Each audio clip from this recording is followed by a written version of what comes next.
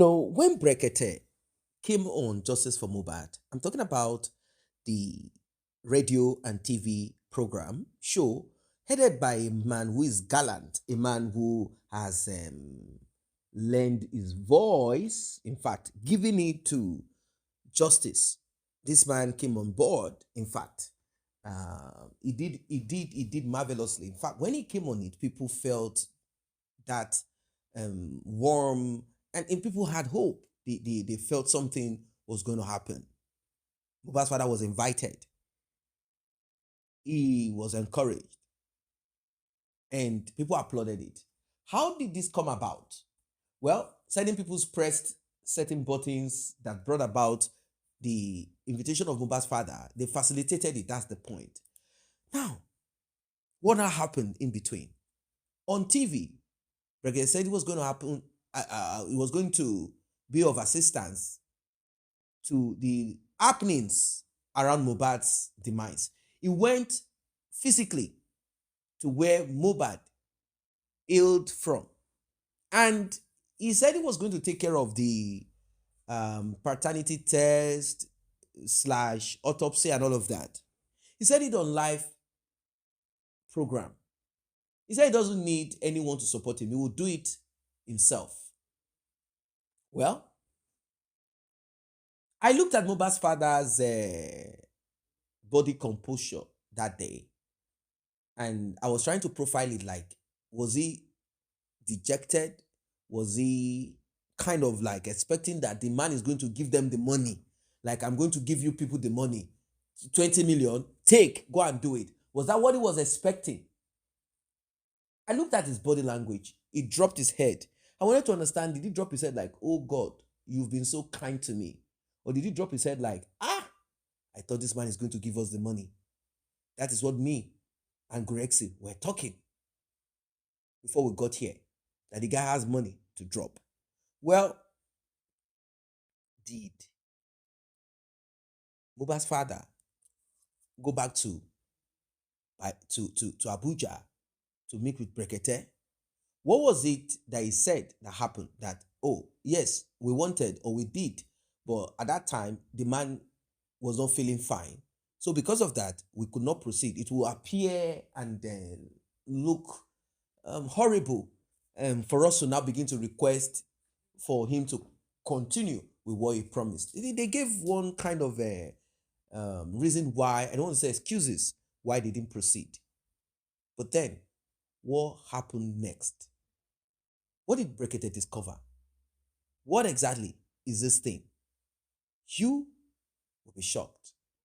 Still on Justice for Mohbad, a lot is happening, and we cannot stay blind or deaf to what is going on Justice for Mohbad. I've always known that to come to this point. Please like, share, tap on the subscribe button, turn on the notification bell. It's going to be a roller coaster. Please stay tight. Àti hand over gbogbo ọ̀rọ̀ Justice for Mohbad gan fún Bẹ̀rẹ̀kẹ̀tẹ̀ láti ṣe kí ni wípé wo trust Bẹ̀rẹ̀kẹ̀tẹ̀ bẹ́ẹ̀ àwa náà máa ṣe tiwa Bẹ̀rẹ̀kẹ̀tẹ̀ fẹ́ ṣe títí ẹ̀ jẹ́ káwa náà máa ṣe tiwa òun ló di wípé go front me bẹ̀rẹ̀ bẹ́ẹ̀ ni ibi tí go front me ti bẹ̀rẹ̀ ni ẹ̀ kò sí nǹkan tó ń lọ táwọn gbogbo àjọ bẹ̀rẹ̀ ni. Lady yẹn ló fi gbogbo dọ̀tí ẹ̀ gbogbo tó ní bẹ́ẹ̀. Ṣé mo parọ́ ni Madam Anjola? Ṣé mo parọ́ ni? Àbí nǹkan tí ó dá. Ẹ parọ́ náà gbogbo mi tí wàhálà yẹn ti bẹ̀rẹ̀ nìyẹn. Òun ló pẹ́ òun ló support ẹ̀ ká ṣe títí wa a máa ṣe títí wa Bukky Jesse ló gbé òun ló mú àìjà pé a máa ṣe títí wa a ní trust ti Bẹ̀rẹ̀kẹ̀tẹ̀ nìkan àwa náà máa ṣe títí wa. A máa ṣe títí wa. The order of a máa ṣe títí wa ni pé this Bẹ̀rẹ̀kẹ̀tẹ̀ of a thing is actually coming from Yeye Kudi. I don't know why we Yoruba are like this. Ni mo kí sí káwọn Yorùbá fi rí báyìí. Òun gangan ni Yorùbá tó dá. Eyín ejò. Eyín aṣọ.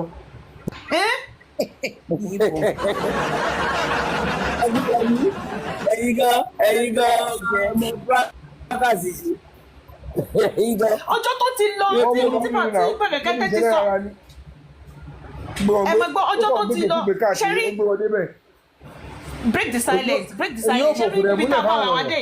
Kò kó tiẹ̀ wá jẹ́ pé ẹni sùúrù ṣẹ́rí break the silence kó jẹ́ níbi tí bàbá Mohbad lọ nígbà yẹn tí tán dé yẹn kó jẹ́ pé Bẹ̀rẹ̀kẹ̀tẹ̀ gan wá ní ṣe it's going to be a slap on Bẹ̀rẹ̀kẹ̀tẹ̀ because Bẹ̀rẹ̀kẹ̀tẹ̀ we all know in Nigeria we all know all over the world ó ń jà ó máa ń jà kì í ṣe Nigeria nìkan ni Bẹ̀rẹ̀kẹ̀tẹ̀ ń jà fún ó ń jà for everybody ni she understand and all over the world all over the countries nothing pe Bẹ̀rẹ̀kẹ̀tẹ̀ and lórí irú issue yìí Bẹ̀rẹ̀kẹ̀tẹ̀ ò bá ṣe bá wa push ẹ̀ débi kan bọ́gbà tó ti di pé ọjọ́ yẹn gangan tó ti sọ̀rọ̀ ní Bukky náà ti sọ̀rọ̀ lọ́jọ́ kejì tó ti fò síta tó ti bẹ̀rẹ̀ sí tẹ̀ sí Yẹ̀yẹ́ Kúdí lójú tó ń tẹ̀ sí Bossman lójú tó ń pè wọ́n lólè tó ń pè wọ́n ní bákan tó bẹ̀rẹ̀ sí ṣòṣèdì sí wọn ìgbà yẹn ní Bukky jẹ̀sẹ̀ lọ mú àwọn ìjà tó ti jà àwọn antecedent wọn ló ń gbé jáde ló wá ní gbogbo rẹ̀ lọ àwọn náà máa ṣe síta wọn.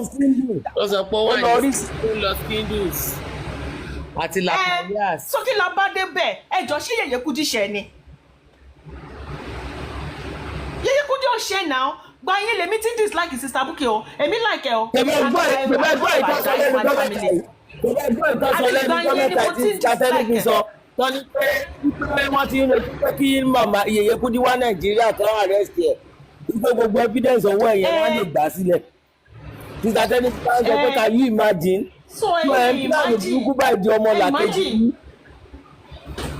Mr. Yomi ibi tá a bẹ́ bára wa nìyẹn o tẹ̀yìn fi wá wọlé o ipe a máa ṣe títí wa o in fact kódà bàbá Mohbad ti lọ sí Bẹ̀rẹ̀kẹ̀tẹ̀ tó dé bàbá Mohbad ti lọ sí Bẹ̀rẹ̀kẹ̀tẹ̀ bàbá Mohbad Bẹ̀rẹ̀kẹ̀tẹ̀ ti accept láti share everything autopsy toxicology DNA everything títí kan royalty yẹn everything tí Bẹ̀rẹ̀kẹ̀tẹ̀ pẹ́ tẹ̀ máa ṣe kọ́ ẹ̀ it could a máa ti gba justice pẹ́ and Bẹ̀rẹ̀kẹ̀tẹ̀ máa ṣe to the extent alẹ́ òun àti mínísítà tó pè níjọ́ yẹn wọ́n bá ń tara wọn náà online náà tí Bẹ̀rẹ̀kẹ̀tẹ̀ sọ pé ṣé kóun dọ̀bálẹ̀ fún nítorí pé ọ́fíìsì ẹ̀ ló iṣẹ́ ẹ̀ ló ń ṣe náà iṣẹ́ ìgangan ló ń ṣe náà gbàkan àwọn kan tí Bẹ̀rẹ̀kẹ̀tẹ̀ blast ẹ̀ nítorí pé kò kí ń ṣe pé àtọ̀dọ̀ Bukky ní kíní yìí ti wá ló fà á tí Bukky jẹ̀sẹ̀ sọ pé àwọn máa gbé GoFundMe síta. Mo like sister Tẹ́ni ò gbà wọlé kó gbá bàbá létí. ṣé understand mi ibi tá ti bẹ̀rẹ̀ nìyẹn o Mr. Yomi o ibẹ̀ láti bẹ̀rẹ̀ o so kẹ́ bá lè mọ̀ pé enemy ti wà.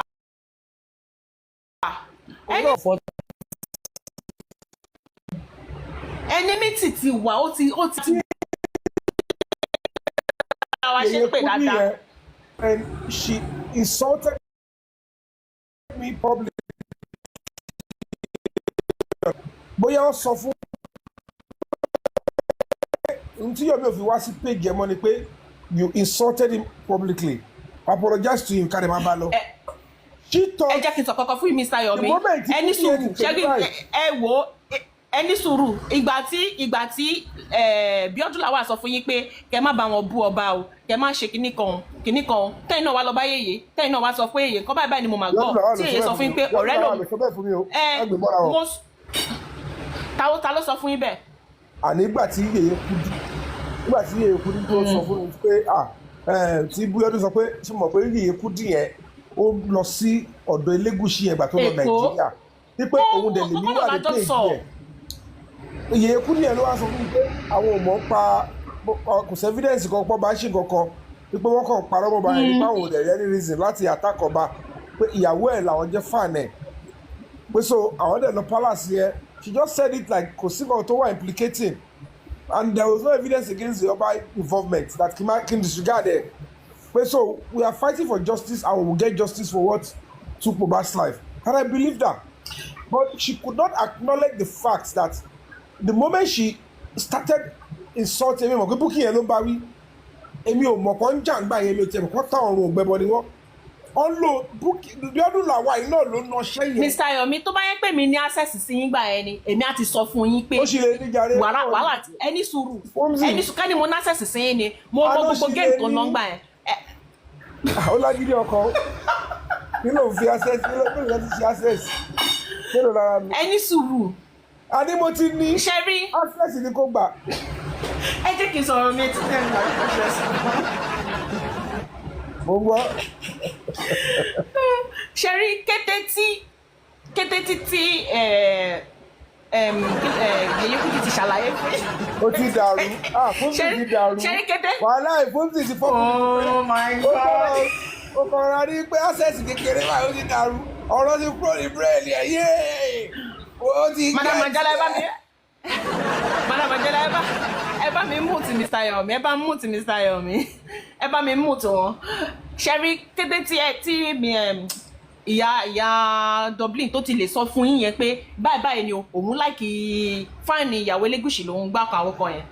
I could remember very well that time wípé àwọn èèyàn lórí platform yín wọ́n ń gbé yín débẹ̀ pé bí a kẹ́lẹ̀ bú ọba àwọn fáànù àwa tá ń bú ọba ni èmi ò kú bá wọn bọ́ba àwọn tó ń bú ọba tó ń pọ̀ ọba lẹ́lẹ́kẹ̀ẹ́ pọ̀ bọ́ fúgbà kan àwọn ní o. And I could remember very well pé ẹ sọ pé ẹ lè bú ọba o Mr. Yomi ẹni ẹ lè bá wọn bú ọba because ẹ tí get fat yín ẹ sọ pé ẹ tí get fat yín ṣé ní gbogbo àwọn ṣáàtì tẹ ṣe yẹn gbogbo àwọn ṣáàtì tẹ ṣe ń gbà yẹn. ẹ má gbàgbé pé Mr. Yomi kọ̀ fún wa pé ọba yóò ní kankan ṣe wọ́n sáré lọ bá ọba ni ẹ má gbàgbé pé Mr. Yomi tẹnu mọ́. even gan Fúnmi narrative gbogbo àwọn. Fúnmi narrative sí girl yẹn kí lẹ porúkọ ẹ̀ gan kíní kan làwálì yẹn tó ń fún bọ̀dá Yomi pé ọba pé kíní lọ bá ọba ó fẹ́ kí bọ̀dá Yomi sọ̀rọ̀ ń pa ọba yẹn kàn lè máa petition ọ̀tá yín wọ́n á máa fi yẹn kíìpù yín nígbà yẹn nílé ní time ẹ kọ́ máa focus lórí tọba ni ọba kọ́ máa fọ́n ta yín back to back ní nǹkan tó fẹ́ ṣe nìyẹn. wọ́n fẹ́ kọ́ ẹran mẹ́rò gbà yẹn níṣẹ́ mọ̀ pé wọ́n kọ́ àwọn arífá wọn kó bẹ̀rọ̀n gbogbo gbà yẹn náà ṣé wọ́n lè silence mi. bẹ̀rọ̀n Fúnmi well done. Exactly wọ́n fẹ́. ẹ má gbàgbé pé ọ̀rọ̀ tí wọ́n mú arífá fún yẹn ẹ má gbàgbé pé bíi ti ayé ló gbọ́wọ́ yẹn bọ́ta o. kí lẹ wíjà ya ń tànú. mo sọ ní pé ọ̀rọ̀ tí wọ́n mú arífá fún yẹn bíi ti láyé ló gbé ọ̀rọ̀ yẹn bọ́ta ní day one. Jésù. so kálí mi lásán sí máa ti sọ fún ike à ìjọ yẹn tẹ̀ ń sọ̀rọ̀ ìyẹn gangan ló wá fún ẹni sùúrù ó wá fún Bukky Jesse lágbára ó bẹ̀rẹ̀ sí ní blast yín ó bẹ̀rẹ̀ bó ṣe ń ju sọ́ọ̀bù sẹ́yìn ló ṣe ń bú Yèyé Kúdí ó wá bẹ̀rẹ̀ sí bọ́ ẹ̀yìn. máa ń rẹ́rìn ni tí bá ti ń gbọ́ chat mo kàn máa rẹ́rìn ni màá ní àwọn máa ṣe kí láǹtí yìí fẹ́ gbà ń bẹ̀. Bukky yóò tẹ̀ níbẹ̀ kí láǹtí Bukky fẹ́ gbà ń bẹ̀. gbogbo bí ṣe ń sọ kí ló fẹ́ gbà ń jẹ. owó yẹn bu Kóredé ló fẹ́ fi gbé lọ London ìkẹ́kẹ́ wọ́n ní báwo ni plan gbogbo nǹkan tí bàbá yìí ń plan báwo ni Bukky Jesse gbé iṣẹ́ ń gbọ́ tí kò bá ṣe pé ẹnìkan súnmọ́ bàbá yìí kó tẹ yé mi ó kàn bẹ̀rẹ̀ sí bá bàbá yìí ló ń gbọ́ Gùrẹ́sì nìyẹn Gùrẹ́sì ló ń ṣàárín ẹ̀. sọ̀kalẹ̀ Gùrẹ́sì ló ṣàárín yẹn. ẹni yẹn gbé ẹ̀mí ẹ̀ kalẹ̀ ó gbé gbogbo fámìlì ẹ̀ kalẹ̀ sí. ìjọ ẹ̀ṣẹ̀ kí ni bàbá ṣe Gùrẹ́sì tí Gùrẹ́sì fi ń na bàbá tẹ bá rí tó bá ṣe pé kọ́ mi wà ń bẹ̀ ìfọ́tí màá ju kọ́ọ̀pù fún ẹ kí ló ṣẹlẹ̀. ọ̀rọ̀ pé ẹ̀ṣẹ̀ wo ẹni sùúrù Oyèbísí ẹ̀yin tún gẹ̀gẹ̀ sẹ́yìn wọ́n plant èèyàn sínú láìpẹ́ yẹn wọ́n lẹ́sẹ̀ wo ló ń lò. wọ́n ní ìfọ́rùn wọ́n plant èèyàn mi wọ́n ló lọ ìfọ́tí sí bàbá ìfọ́rùn sí bàbá ni ìfọ́rùn ni kì í jẹ́ ìfọ́tí. ìgbà tí mọ́mí Anjola àti ìgbà tó ti fún bàbá ní ìfọ́rùn yẹn bàbá ò ti mọ̀ kọ́ tó ń ṣe mọ́ lọ́pọ̀lọpọ̀ ibi ti bọ́ sẹ́yìn. Jésù. ìfọ́rùn burúkú nínú mọ́tò. téyọ̀ ní bíbí yọrùn sí ìfọ́rùn burúkú ẹ mọ̀ yìí tó ti máa jẹ nínú ilé kó tó bọ́ta. Mr. Yomi wọ́n rí. Fúnmi ọmọ kékeré bá lọ sí sakasi hospital ọgbà wèrè tí wọ́n á mọ̀ tí wèrè wá látẹ̀yìn tí wọ́n ń ka newspaper ṣé irú fọ́ọ̀rùn yẹn.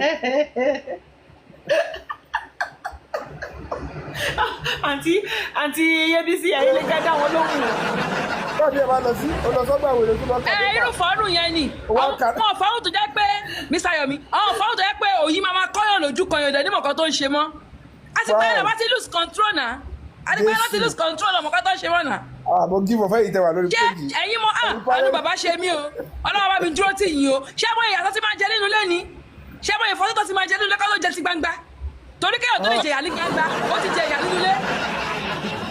àǹtí ẹ̀ mọ̀ pé ìgbà yẹn náà tẹ́ bá rántí Oyèbísí ṣe mọ̀ pé ìgbà yẹn náà ìgbà tọ́rọ̀ yẹn ṣẹlẹ̀ tí secret yẹn link out Mr. Yomi nǹkan tí Bukky ṣe ni pé ó gbé chairman àti ọkọ Yínká ó gbé sórí page ẹ̀ wọ́n bẹ̀rẹ̀ sí rọ̀jò ìpele lórí wọ́n bẹ̀rẹ̀ sí bu wọ́n ló fẹ́ wá bà justice jẹ́ ní kíní kan ní same yeye Yínká yìí tó lọ protest fún Mohbad ní l'Abuja tó lọ protest fún Mohbad l'Abuja ó bẹ̀rẹ̀ sí ní gbé ṣépè ṣé ẹ máa ti rí pé tẹ bá ṣe 1-2-1 ẹ máa ti tẹ bá ti ṣe +1+1 gbogbo àárín yẹn ọwọ́ ń kan wọ́n ni ọwọ́ ń kan wọ́n from pig white. tó wáyé pé bàbá tó lé dáadáa tó wáyé pé bàbá ṣe dáadáa ṣé yẹ kí irú Blessing máa gbọ́ pé wọ́n fọ́ etí bàbá òun lórí ikú ẹ̀gbọ́n ẹ̀ kò ní sọ̀rọ̀ ṣùgbọ́n àwọn náà ti bá gbọ́ nǹkan jẹ́ ẹ mọ ìyà tí bàbá yẹn fọwọ́ jẹ nínú ilé kéèyàn tó lè nà yàn ní gbangba ẹni sùúrù sísá fún mi ẹjọ́ kéèyàn tó lè nà yàn ní gbangba àgbàlagbà ó ti jẹ bastard ìyà nínú ilé tí kò lè sọ fún yàn ó ti jẹ bastard ìyà nínú ilé tí kò lè sọ fún yàn pé tó bá jẹ́ ó nílẹ̀ lánàá sọ̀rọ̀ mọ́ gbogbo system ẹ̀ máa dàrú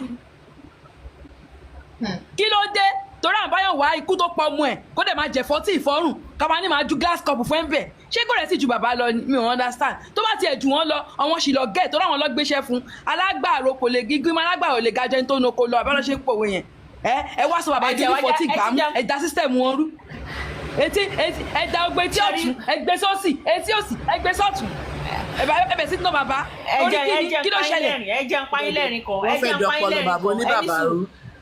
ẹni sùúrù mọ́dá máa ṣàbí iṣẹ́ mọ̀ pé bàbá gan Mr. Josie àwọn gan ló yẹ kó máa pè ní shine ladies reason ni pé ṣe mọ̀ pé a gbọ́ nínú ìwé ìtàn pé tí wọ́n bá ti fọ́ bàbá létí tán tí bàbá bá ti ń sunkún irú àwọn bossman yẹn tó bá wá pé bàbá tó bá ti wá ní bàbá kí ló dé tójú yín kọ́wé lọ́wọ́ báyìí kí ló dé bàbá ṣẹ̀ṣẹ̀ jẹ ìgbájú tán ni lọ́wọ́ gùrẹ́sì gbà yẹn àwọn ni bàbá abẹ́fẹ́ mu tíì ni ṣe fẹ́ jẹ chicken ni ókè a máa fún yín lówó ẹ lọ kọ́lọ́ba yín ra chicken wá látà tí bàbá ti jẹ ìgbájú tán wọn bá wá bá bàbá ra chicken ẹ̀yìn máa jí gbogbo àwọn nọ́ọ̀sẹ̀sì yẹn bàbá ò dẹ̀ lè sọ̀rọ̀ bàbá ti wà cage bàbá ò lè sọ̀rọ̀ láti gbà yẹn. Wùmí ní pápá Ọlọ́run dá ìjì mi Wùmí ní pápá òun fọ́ etí bàbá.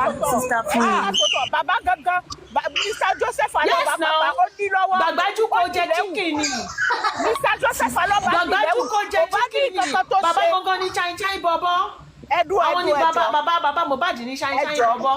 ẹjọ ẹ má gbàgbé ní pé Mr. Joseph Alaba ti parọ́ on Tuesday kó tó di pé àwọn gùrẹ́sì wa wọlé wọn bá wọn wá ikú ọmọ wọn àṣírí ti tú sọ́wọ́ àwọn gùrẹ́sì ni wọ́n tún lé bàbá yẹn ẹ má gbàgbé pé bàbá yẹn gangan ní nǹkan tí kò fẹ́ káṣírí tú ló fi ṣe rẹ̀ bí ọ̀dẹ̀ fún wọn.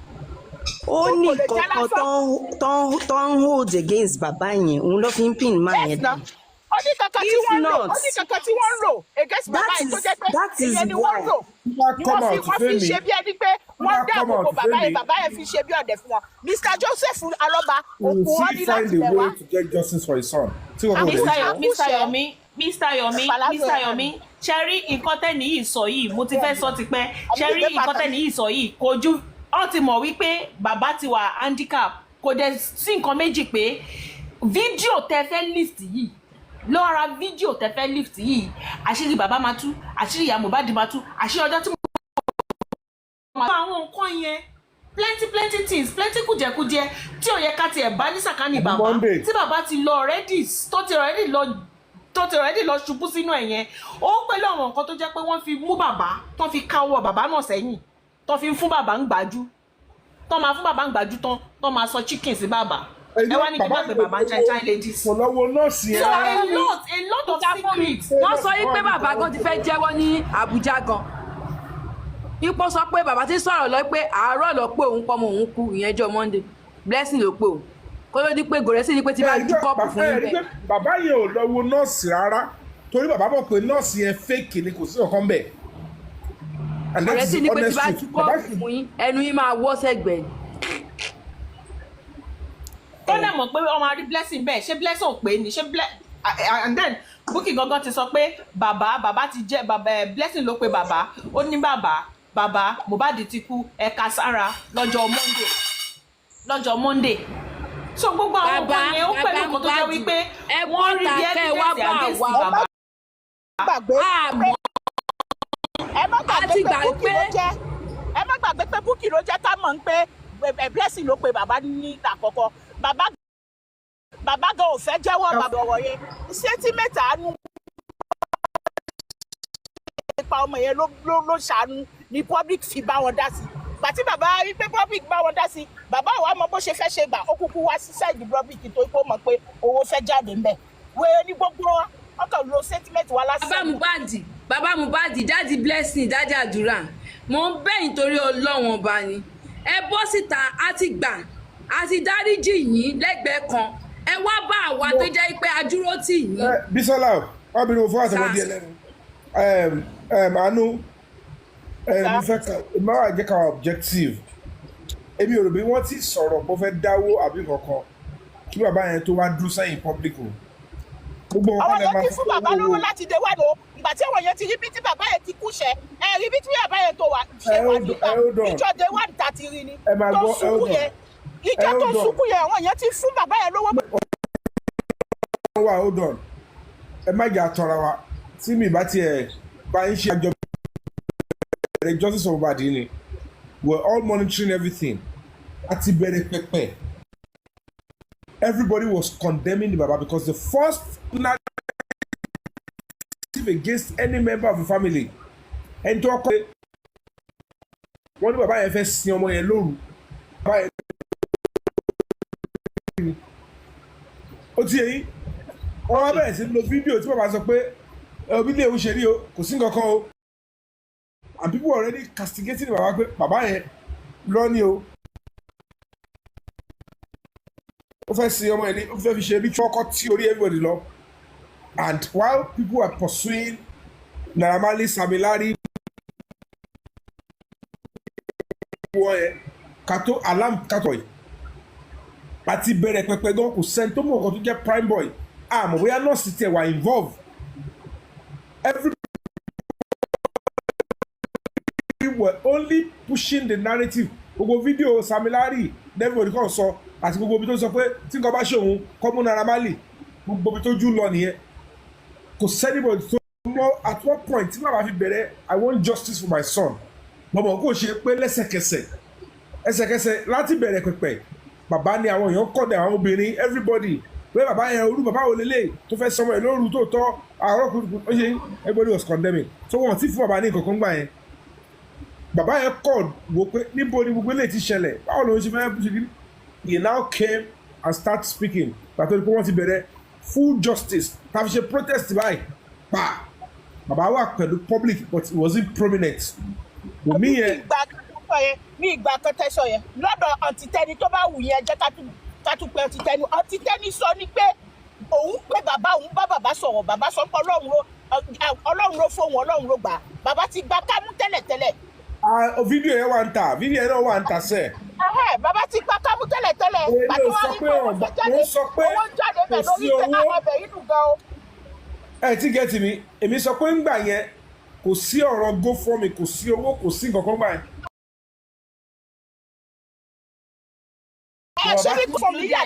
owó ti wà included wọ́n ti fún bàbá lówó ní access bank nígbà yẹn. yes ma GoFundMe yàtọ̀ sí access stand lò tá fi fún bàbá ní 50,000 100,000. bàbá ti gba owó ribiribi nítorí pé bí 20 million gan 16 million àbí kí náà kù sí access. àrígbé ìyá jẹ bàbá yẹn gan àrígbé ìyá jẹ àrígbé ọwọ́ ìyá wà lára bàbá yẹn tí wọ́n sọ pé mẹ́rin lówó tó yọ ìyá wà lára bàbá yẹn ẹnì kọ̀ọ̀kan ti bá bàbá. Mr. Yomi ẹ ní sùúrù àánú olúwa pọ̀ ní sùúrù ṣé rí Mr. Yomi ibi tẹ́ ti máa mọ̀ ní pé ṣe mọ̀ pé woman kan tó ń pè ní Madam Ọ̀ṣọ́bà àwọn náà lọ gbé bàbá nítorí gbogbo irun wọn ti kú bàbá ti darúgbó bàbá ti ń look bí 70 years ṣe understand woman yẹn ló lọ gbé bàbá woman yẹn ló lọ gbé bàbá náà gẹrun fún bàbá náà tọ́jú bàbá àwọn nǹkan díẹ̀díẹ̀ táwọn èèyàn lè ṣe ní wọ́n bẹ̀rẹ̀ sí ṣe fún bàbá àbá ẹ fẹ́ like. attribute justice tí bàbá wá pẹ̀lú owó bàbá owó tí wà involve bí eléyìí gbà yẹn kò tí sí gé kò tí sí ẹ jẹ́ ká sọ tọrọ mi ò parọ́ mọ́yàn bàbá yẹn ń gbà yẹn misconception bàbá ní kọ́kọ́ sọ bàbá Sunday boss ìyẹn ń gbà yẹn làwọn wípé people rose to his defence fi àgbà hàn Mohbad ni until police investigation now came through tí bàbá ṣe wà ń gbọ́ ok bóyá tí wàá gbọ́ tẹ́lẹ̀ o tó pretend bá àwọn ọmọ kókò tó ṣẹlẹ̀ sí Mohbad nìyẹn ìgbà tí ọlọ́pàá ṣe dárúkọ prime boy after ẹni àṣẹyìnrí tí bàbá ṣe ń jáde now saying justice for Mohbad then wàhálà àwọn àti Wùmí dẹ̀ bẹ̀rẹ̀ but ohun tó fà á táwọn méjì fún akẹ́yìn síra wọn tó fi switch èmi ò rántí àárín yẹn dáadáa ó ti yẹn mi ò rántí because. Mr. Yomi ìjà láàrin Mr. Yomi ṣẹ́rí the way tí justice for Mohbad ṣe gbéra justice for Mohbad gbéra pẹ̀lú ọwọ́ agbára ni ṣẹ́rí tábà ní ká máa sọ bí justice for Mohbad ṣe gbéra a lè sọ tán ẹni sùúrù because the likes of ẹni sùúrù the likes of obi Fumzi a máa padà jà a máa ní problem ó ní ò ní access ó dẹ̀ tí wàá ní access sí ṣé a máa fi Mr. gba access ni Yomi listen up. Mọ́mí Anjola ẹ bá mi mú sí Mr. Yomi. wàá dẹ̀ mi ti bébì mi ò tẹ̀ wá bébì mi kò sí wàhálà. ó sì rí báyìí náà. Bàbá ò lè sọ̀rọ̀ ní ibi tí bàbá ti gbọ́ra wọn ni pé tó ti kú wọn kọjá kọ́kọ́ yìí wọn sí èmi tẹ́mi wá gbà yẹn láì tẹ̀lé 12 ẹ̀dẹ̀ ń tẹ̀lé story nurse àwọn àkọlé ló kò pa. now of course na because bàbá máa ti jẹ́wọ́ fún gbogbo àwọn tó sọ̀rọ̀ àǹdí wọn yẹn tó dẹ̀ níwò kan ti jọ sí wọn. àṣírí kan tó wà lọ́wọ́ wọn nìyẹn nísìnyí tí bàbá dẹ̀ ti padà àti gbọ́ nìyẹn àti understand group bàbá ti ń wá justice nsìn ó ti kúrò lẹ́yìn wọn kò sí nǹkan kan mọ́ gbogbo bàbá lọ sí yòó wọn lábẹ́ bó àwọn narrative tó ń tà róbóróbó. ọkùnrin ni bàbá ẹni tó bá wọn lọ́lẹ̀ tó ẹni tó bá wọn lọ́lẹ̀ bá sùn ọkùnrin ni wọ́n. tọ́tẹ̀ jábúrò Jésù ni èèyàn tó wọ wáìtì kiri. bá a fún èèyàn mẹ́wàá lọ. Madam Tito Madam Tito yes even me I believe it is more than that. ọkùnrin ni bàbá kó jáyé lọ. Mr. Yomi it's more than that. ẹni sùúrù it's more than that. ṣẹ́rí Mr. Yomi ẹni sùúrù ẹ mo mọ̀ bọ́ ṣé mo pé kó tó lè fi wà more than that náà ni pé obìnrin náà ló lè fi wà more than that bàbá ọkùnrin ni bàbá kó jáyé lọ.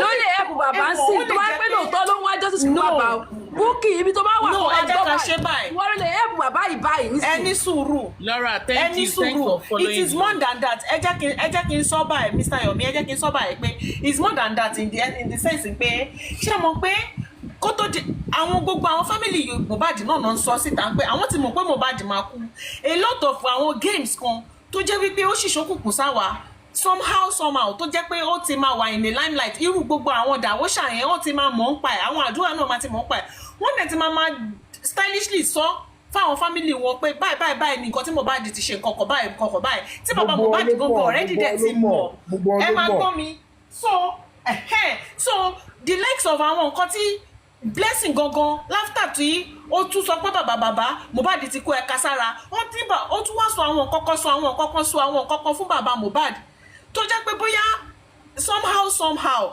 bàbá Mohbad ti wà in the known pé ọmọ òun gangan fẹ́ kú àwọn nǹkan bẹ́ẹ̀ yẹn àṣírí bẹ́ẹ̀ yẹn tó jẹ́ pé kò tí wọ́n sí ọ̀rọ̀ báyìí ṣé pẹ̀lú nǹkan tó jẹ́ pé ó máa ká bàbá sẹ́yìn ó máa ká ọwọ́ bàbá sẹ́yìn. ìsàkùn mi ẹjọ́ mo fẹ́ bí question kan mi tẹ sọ̀rọ̀ dé yẹn ṣé pé Mohbad ṣe wà tó ṣe ń kọrin yẹn tó ti lọ tẹ́rí sọ̀rọ̀ àṣírí kan tó dẹ̀ máa kú gbogbo wọn ìdè ló máa mọ̀ yí pé Mohbad fẹ́ kú. tábùrò màmá Mohbad tó ti sọ pé Mohbad ti mọ̀ pé òun fẹ́ kú báwo lọ yẹn mọ̀. Of course now lórí fún Instagram page ẹ lọ wo ni tó ti sọ pé ó máa ṣe kinní kan tó máa wish ẹ ní RIP ẹ lọ wo Instagram page ẹ. ṣùgbọ́n sọ fún yàrá pàwéyàwó ẹ̀ ń lépa ẹ̀mí àbí kọ́kọ́ máa ṣẹlẹ̀ náà kó máa sọ wọ́n tàbí pé ọmọ yìí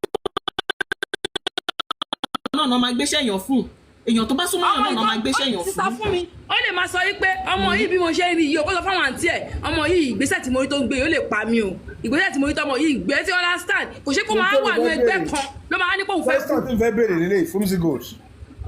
sá.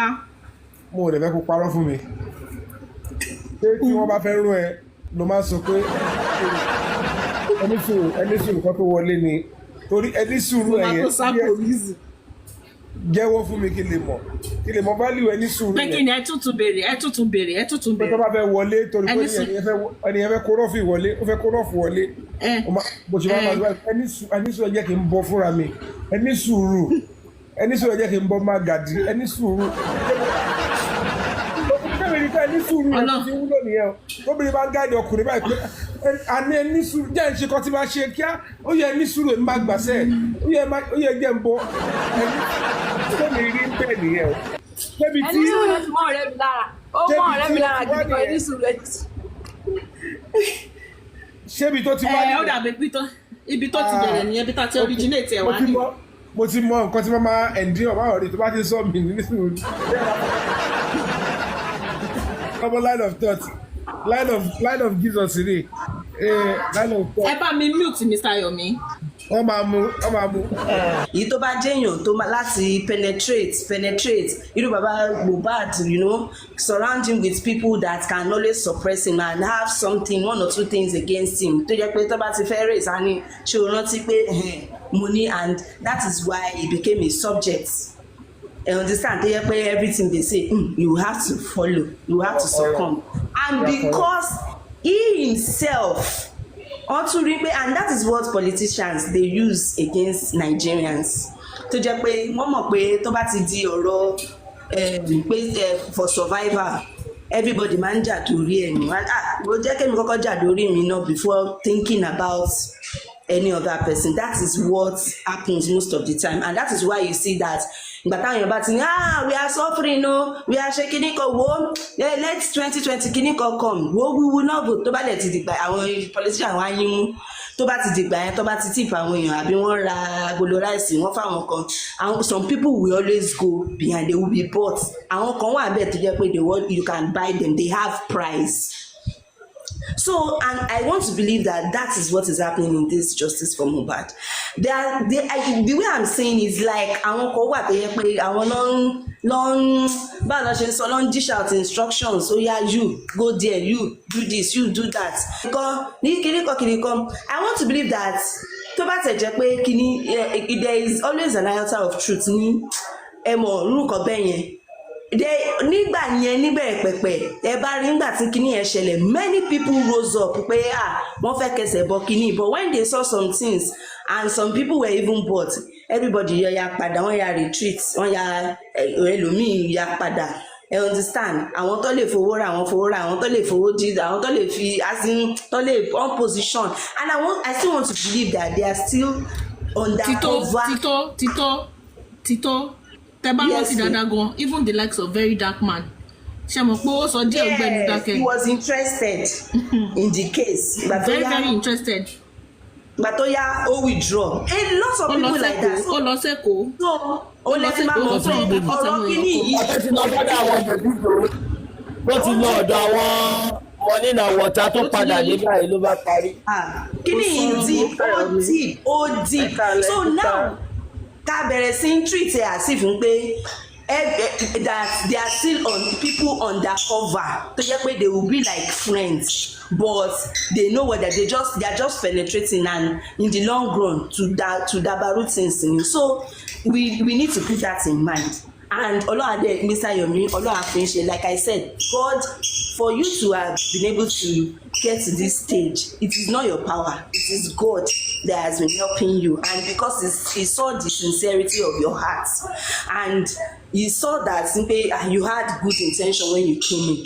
That is why Olóhàfin let me keep, and God will keep strengthening you. Tí ó ń sọ kọ́tọ̀ tó fẹ́ fi kọ́ra sọ̀rọ̀ pa àmọ́ ní tí ó bá ń ṣe pé olórí ẹbí tí mo rí ní àárín kọ́ọ̀lù yẹn àti mo bá mi sọ̀rọ̀ pé tí ó bá ṣe pé mi ò lè dá gbogbo àwọn eléyìí lóhùn because I don't trust them and with what I've been through with them.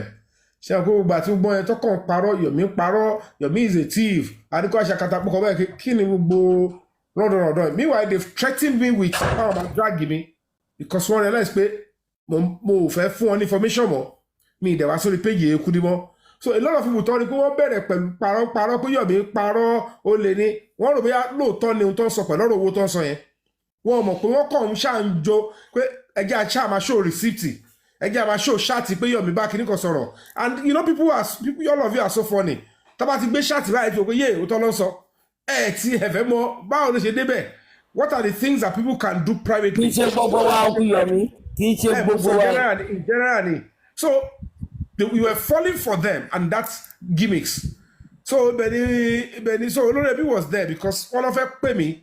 Torí mi ò gbàgbà yẹn pé àní CCTV yìí sẹ̀ recall again because olórí ẹbí wà bẹ́ẹ̀ Mr. Famuyiwa wà bẹ́ẹ̀ so mo wáyé pé àwọn other number tí mi mẹ́ni tó jẹ́ ó wá lóhùn later kíní kan Moses so Benny mo ṣe á calm down mo ń gbọ́ ọ̀kan tó sọ mo sọ pé tó wá fi dídẹ́ mi ni I can't respond with the likes of this people tó wà mí because èyí tó pé rẹ̀ ní wúrà yẹn òun ni ìwọ bossman ní sọ kó máa gba owó nígbà tó wọn fẹ́ support mi ò mọ̀ rí kò yọjú a kàn máa ṣòwò bí ọ̀sán yìí a máa tẹnu bọ ọgbẹ káàkiri ọ̀n ní kankan tó wá contribute èèyàn tó yàn lójú ẹ̀kọ́ ní máa dín pẹ̀lú wọn a máa dárúkọ mi káàkiri wọn máa rò báwọn ti rí orúkọ táwọn fẹ́ bàjẹ́ so that was just the whole mess then so he was there mo ń gbé lọ.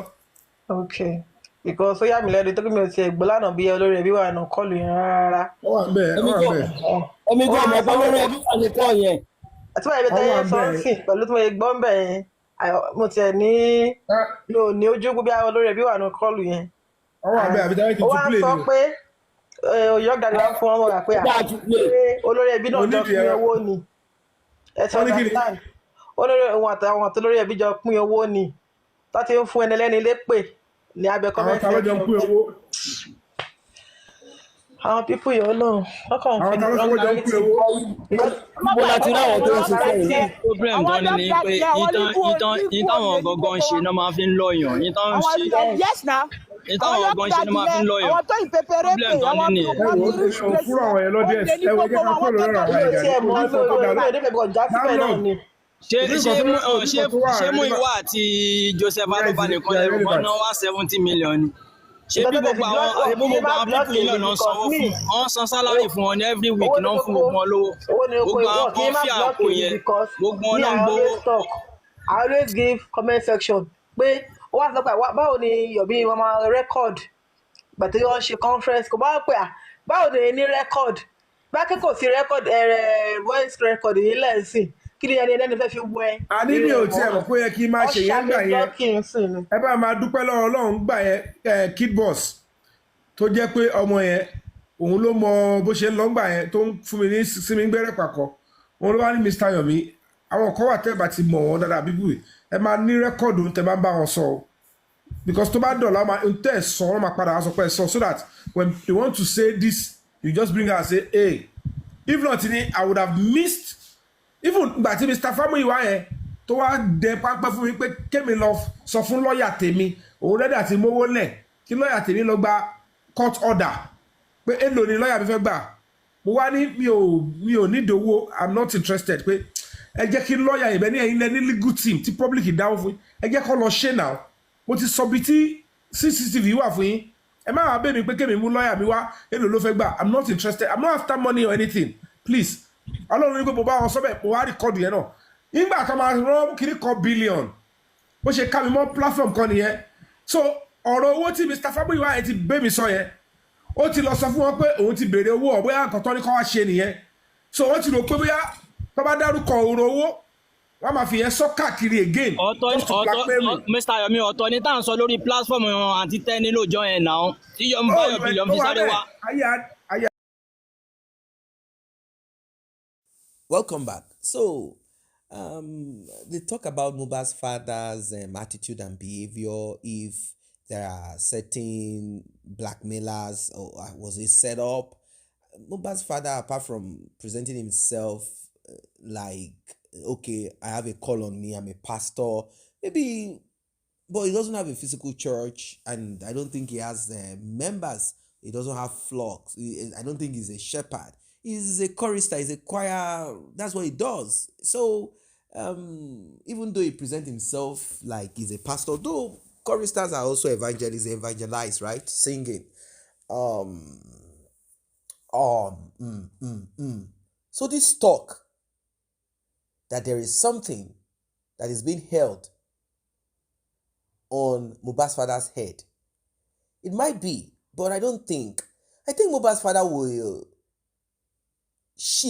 slide towards where he will get financial assistance for himself. If someone, through that person, facilitated you getting a car, SUV, if through that same person you are getting stipends, I think you want to listen to that person. Now, when the issue of did Mohbad's father get someone pregnant, aborted it, did he do this and that, all of those talks were not really relevant. But then people needed to know some of this is because it's about character. Don't forget that we are human beings at the end of the day. People will be like, they want to see the seriousness of this person. Like, whilst we are struggling to put up money to get justice, this man is busy using his fame or frame and popularity or popularity, oh my God, to be hammering women. So, as human beings, it was going to affect the way people perceived, the way people looked at him. So people are like, is that what they had against him? Are these the things that they have against him and they are using? Like, what exactly is it? Like when he goes to Abuja, he's being provided a woman to come and calm his mind down, like chill him a little bit, like, Baba, may they produce woman for you and give you Bekus tonic wine with fish and enjoy yourself in Abuja, like he was enjoying all of these things. Was that what was used against him? Used as a form of control?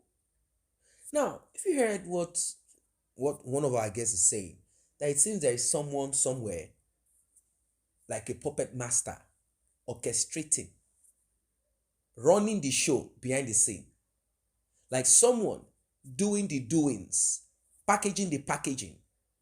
Like, is that what it is? Like someone who is ready to pay this person, pay that person. You know, the story we heard was from Cynthia while she was trying to deceive people, like the industry gods. Oh, the industry god, take your flower, you have done it. At the end of the day, she broke it down. She said, it's because they were beating him. That's what caused the phobia, the fear of going to the hospital. Imagine when I gave birth, had complications. The reason behind it is that he's afraid of hospital. And I'm like, wait, hold on a second. What nonsense is this? It's not making sense, not adding up. What does hospital have to do with anything? Like, he's afraid of hospital.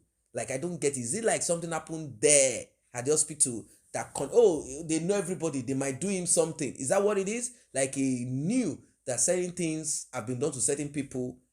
They've paid some nurses or doctors to unalive people or cause them harm. Or Mohbad is simply living in his own world.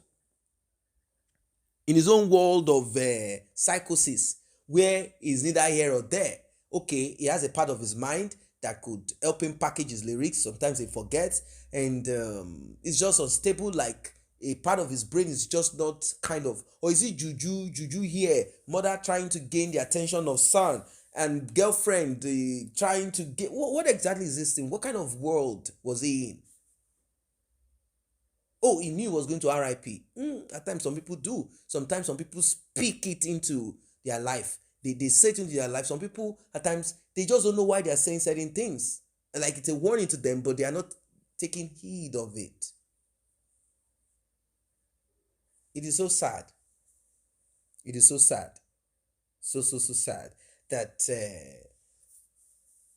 at the end of the day, Mohbad's father is caught in between the web again. You know, at the beginning, people had called him out, not knowing what was happening. They didn't really know the details of events. They didn't really know what it could be. They were not really kind of like in the know of it. So they berated him, they lambasted him.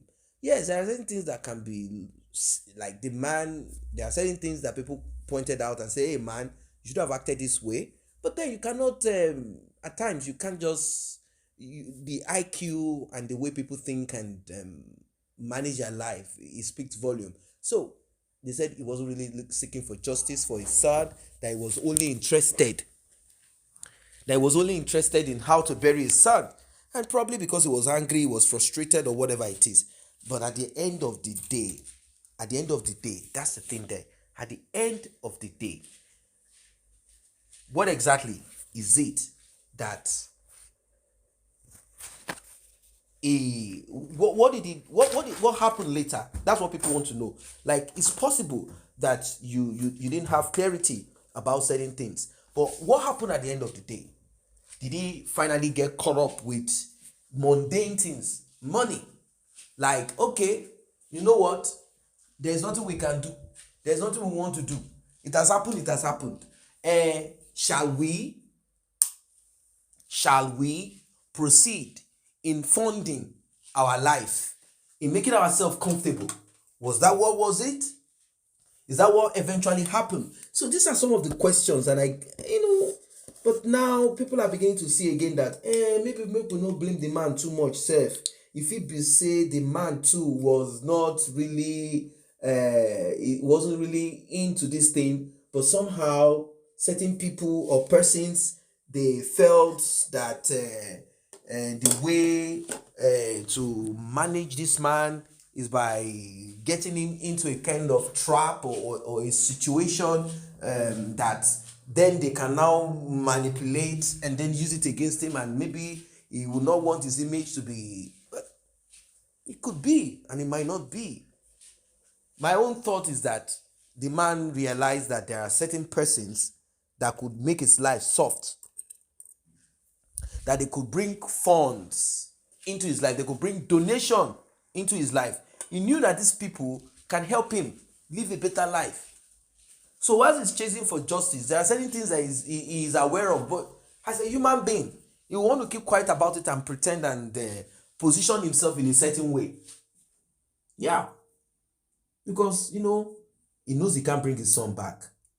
He knows that Mohbad cannot come back. And about getting justice for him, it's not going to be an easy thing. So he knows, he knew within him that this is not going to be an easy thing. Nobody wants to go to jail. No evidence. That he doesn't want justice for his son. I don't think any reasonable father will not want justice for his son. But about not saying everything or manipulating the public, to an extent, there might be some lies that have been said against each other. Cynthia, lies. Mohbad father's lie. All of them just to score a point. But about the paternity thing, I do not know if it will ever be done. And if it is done, if it comes out negative, it will kickstart a new journey on justice for Mohbad. If it comes negative, which a lot of people are not too sure, and no one can be sure until the test is done. Because I'm kind of thinking, some people that supported Cynthia back then, it got to a point they got frustrated. They're like, what is this thing about DNA? Now, Cynthia coming on national TV saying this DNA, I have been ready for it. All this while, it is this man that is stalling. But we know the game. It might not be that Mohbad's father is really stalling per se, because he has been updating, he has been saying a lot of things on social media about these things publicly. It's just that, so there won't be manipulation of the results of the DNA. That's basically what it is. If not, what else remains? Till today,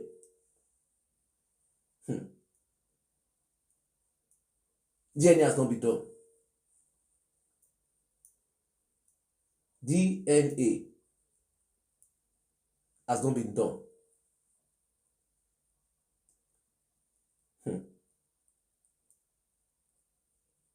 DNA has not been done. Nothing so far has been done on DNA. Although they've not officially requested for money, for assistance, but people are already positioning themselves, making it clear that should talks around DNA come up, that they are not willing and they are not ready to put in their money, that they are disappointed, they are sad, and you cannot blame people for showing empathy. You cannot blame them for showing love. You cannot blame them. No, you can't blame them for being a human being. You can't blame them. I don't know what you think about all that has been said. You heard different thoughts, opinion. Yomi Fabi also putting out his own thoughts, what he believes and what he thinks. He said, well, we can't really blame Mohbad's father to an extent. There are certain things that he must have also faced, and also his level of understanding, education, knowledge, because you might be educated about things, about what you know.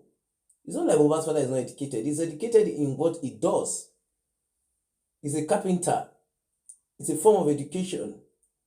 It's a form of, okay, let's say vocation, but at least he was able to learn one or two things. So his level of understanding might be the reason behind what's going on. And since he has some